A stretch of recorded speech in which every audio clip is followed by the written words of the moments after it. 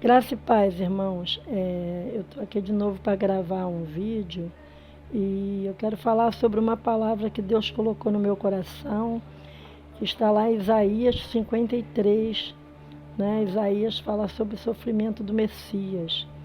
Então, diz assim: quem deu crédito à nossa pregação e a quem se manifestou o braço do Senhor?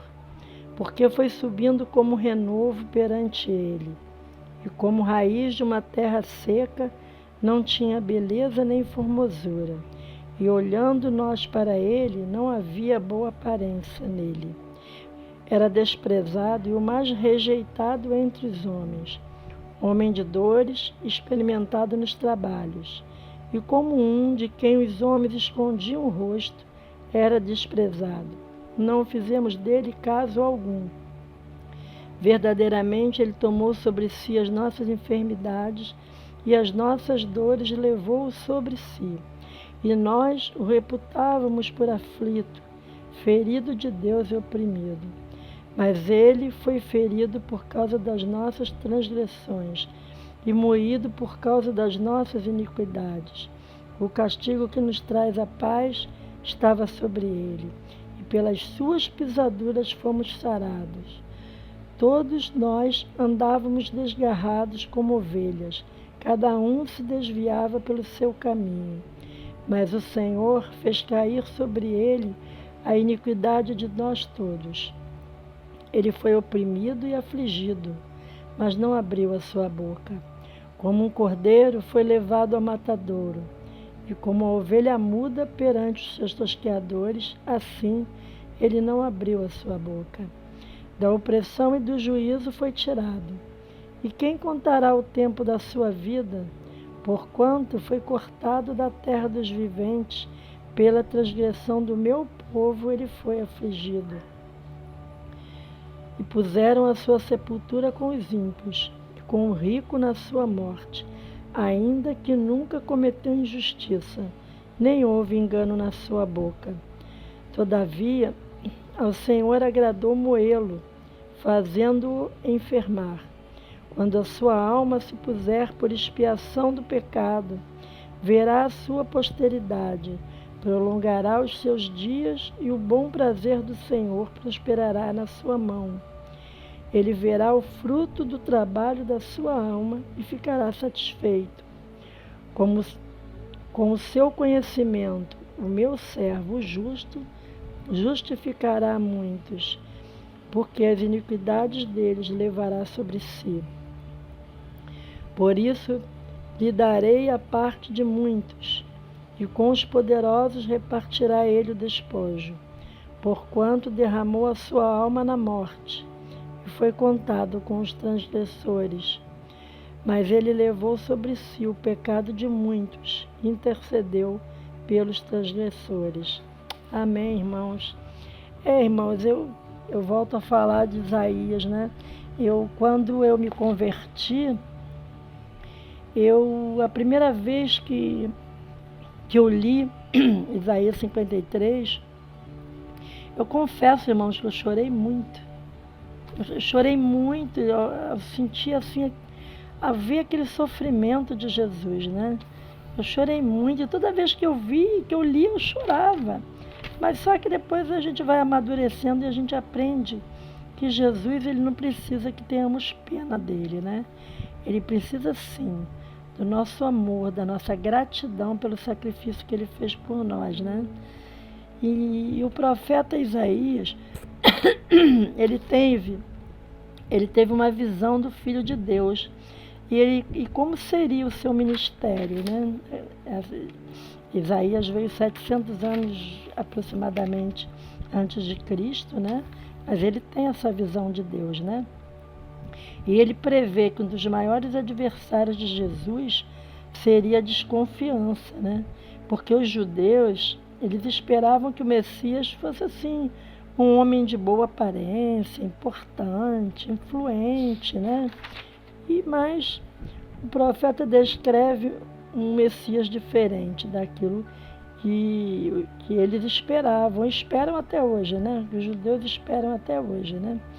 Isaías diz que Jesus era como raiz de uma terra seca, não tinha beleza nem formosura. Ele era um homem comum, simples.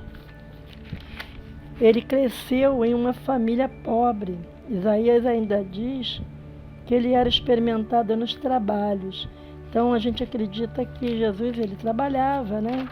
Porque o pai adotivo dele era José, e José era carpinteiro, né? Ele tinha uma carpintaria e a gente acredita que Jesus trabalhava com José, né? Porque Isaías ele fala sobre isso, né? Que ele era experimentado nos trabalhos, então ele trabalhava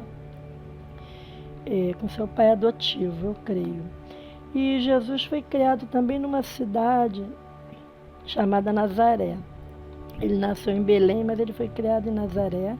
E era uma cidade desprezada pelos judeus. Desculpa, irmãos.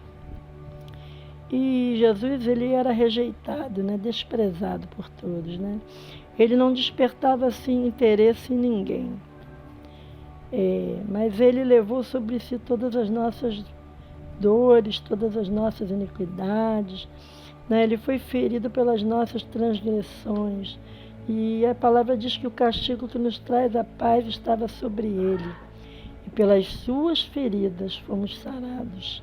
Jesus, ele foi torturado, foi humilhado pelos romanos, pelos judeus. A palavra diz que ele sofreu calado, né? Como uma ovelha muda conduzida ao matadouro, né? E todo esse sacrifício para nos resgatar das trevas, né? Porque se não fosse o sacrifício de Jesus, nós estaríamos totalmente perdidos, né? Porque não teríamos salvação. Né? E ele derramou o seu sangue por nós, né? Pela nossa salvação. O silêncio de Jesus, né? Em meio àquele sofrimento todo, é a expressão do seu amor por nós, né? É muito maravilhoso isso. É o justo morreu pelos injustos, né? E Jesus, o justo, morreu por nós, que somos injustos. Mas para todos nós que conhecemos seu sacrifício, né? Que cremos no seu sacrifício, ele nos deixou uma esperança, né? E que está escrito lá em João 14, versículo 3, que diz assim: e quando eu for e vos preparar lugar, virei outra vez e vos levarei para mim mesmo, para que onde eu estiver, estejais vós também. Glória a Deus. Aleluia, né? Glória a Deus, irmãos. É muito maravilhoso saber que Jesus, ele fez aquele sacrifício todo por nós. Ele morreu em nosso lugar, mas ele ressuscitou, né? Ele está à destra do Pai. E a promessa dele é que ele ia preparar lugar para nos levar, né? Para vivermos com ele lá na glória, né? Então, Jesus é a esperança para aqueles que creem, né? E para aqueles que creem nele, para aqueles que creem no sacrifício que ele fez lá na cruz. E para concluir, lá em João 3, versículo 18, ele diz assim, João diz assim: quem crê nele não é condenado, mas quem não crê já está condenado, porque não crê no nome do unigênito Filho de Deus, né? Então esta é a palavra que o Senhor colocou no meu coração e eu acho que muitas pessoas conhecem, né, esse sacrifício que Jesus fez, mas não estão se importando com isso, né? Tem muitas pessoas que estão se desviando dos caminhos do Senhor, pessoas que, meu Deus, lendo essa passagem, assim, a gente sente um amor tão grande por Jesus, né? A gente sente o amor que ele tem por nós, meu Deus, como ele sofreu por nós. Mas tem pessoas que não estão nem aí, pessoas que conhecem a palavra de Deus, mas que se afastaram, né? Se afastaram, outros estão vivendo dentro da igreja, mas não estão se importando com a palavra de Deus. O mundo está vivendo um tempo muito difícil, a igreja está sendo muito perseguida. Hoje eu estava vendo um vídeo, eu assisto do Missões Portas Abertas, né? Que muita gente conhece, que é os missionários que tem em vários países, né? E eles ajudam essas pessoas, esses missionários, mandam missionários para vários países. E tem uma lista de países que já não pode pregar, mas é uma lista enorme de países que é proibido o evangelho, proibido pregar a palavra de Deus. Então, na Coreia do Norte, aí soube dessa notícia, na Coreia do Norte, eles descobriram uma igreja clandestina, porque a igreja tem que ser escondida, né? Num lugar subterrâneo, né? E descobriram. Sabe o que eles fizeram? Mataram todos os irmãos, pastores e irmãos, todos os que estavam ali foram mortos.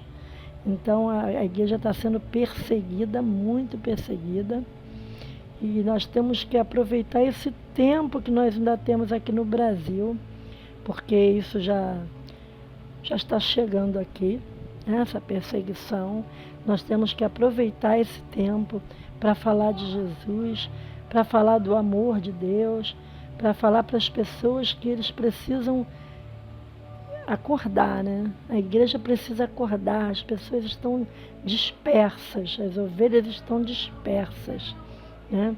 E falar assim para os pastores, para essas pessoas que lideram, né, igrejas e que não estão falando sobre essas coisas para os irmãos. Tem muitos irmãos que não sabem o que está acontecendo no mundo. Então eu estou aqui falando para alertar essas pessoas, né?